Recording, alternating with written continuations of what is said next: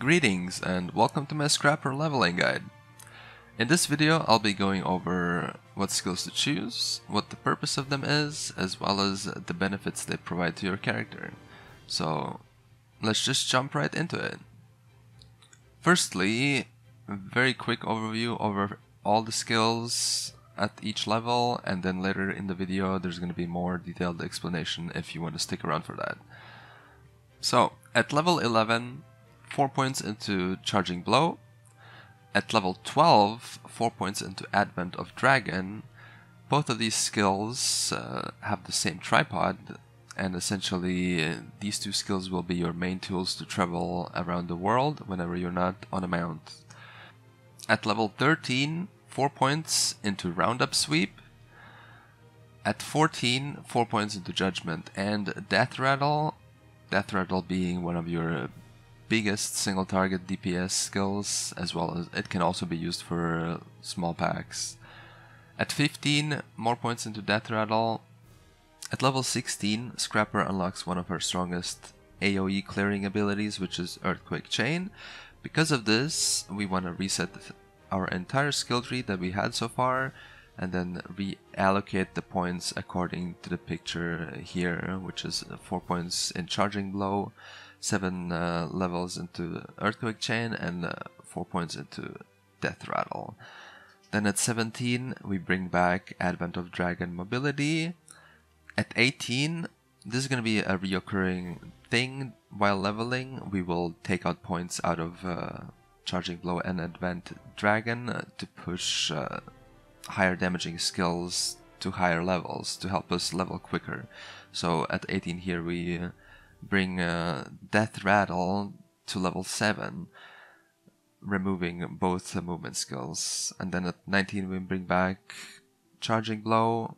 At 20 we unlock Chain Destruction Fist, which is another amazing AoE skill for us.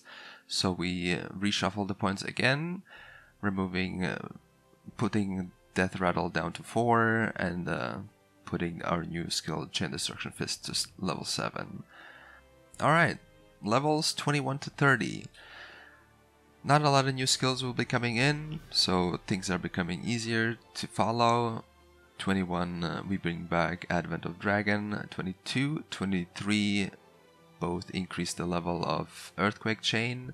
24, 25 is nothing. 26, we max Earthquake Chain. 27 is nothing once again. 28, we unlock True Rising Fist. It's once again another very nice AoE skill, pretty animation, and has multiple purposes. And then 29 and 30, we put more points into True Rising Fist until we reach level 7 on it. And we move on to levels 31 to 40. 31, nothing. 32, more points into Chain Destruction Fist. 33, we de-level True Rising Fist to level 4. Bring Chain Destruction Fist to level 10. And then 34 to 35, we bring True Rising Fist back. 36, more points. 37, nothing. 38, more points. 39, nothing. And then level 40, we max True Rising Fist. And then final stretch, 41 to 50. So 41, 42, we bring Death Rattle to level 7. And then 43, 44 will be used to bring Roundup Sweep also to level 7. 45, 46, 47, all 3 in a row into Death Rattle so we can reach level 10 on it. And then final stretch 48, 49, we bring Advent of Dragon to 7 and Fierce Tiger Strike to level 4, which will give us Amplify.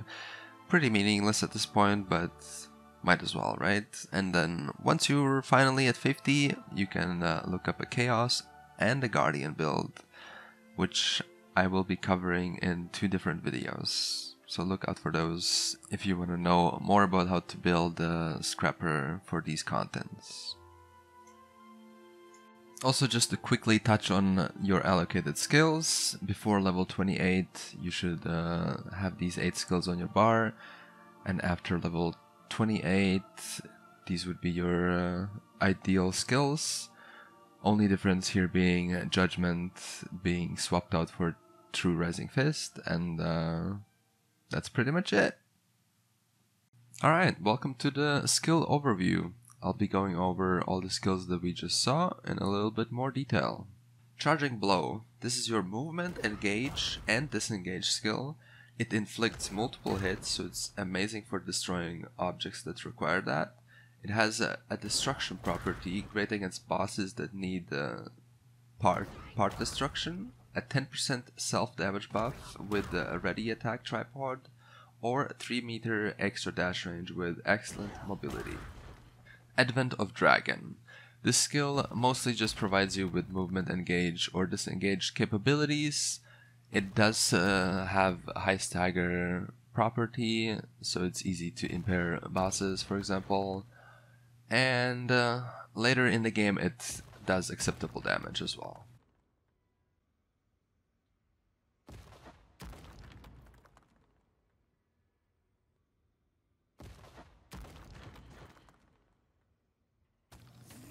Earthquake Chain, the single best AoE high damage ability of Scrapper, mainly used only for trash mobs, but does acceptable damage to bosses as well. It's on a decently short cooldown, and that's why we're maxing it. Chain Destruction Fist, very high damage AoE skill, similar to Earthquake Chain. The only difference is that it's on a lengthier cooldown, has very high stagger damage, has a destruction property, and it can be slotted for a knockdown immunity with tenacity or more burn damage with a flame explosion. True Rising Fist, another very high damage AoE skill for the Scrapper. It has a decently long cooldown with very high stagger damage. And it consists of two parts, one that picks the monster up, and the second part slams it down on a further location, so it can be used to put two separate groups of monsters in one place. Fierce Tiger Strike. This is your shock generator. It has a very low cooldown, and it's gonna help you keep your green energy on a healthy level, as well as helping you destroy objects because of its multiple hit property. And with the amplified damage tripod you can inflict a 6% increased damage taken debuff, but this is not required during leveling.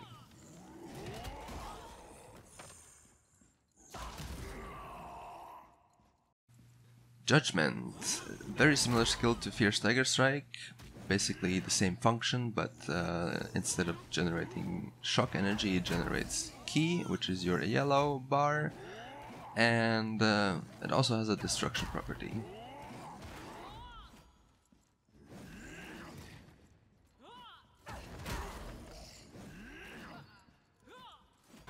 Roundup Sweep, not the greatest damaging skill for you, but its low cooldown allows you to generate excessive amounts of Ki energy, and if it's maxed out or close to maxed out, it does acceptable damage.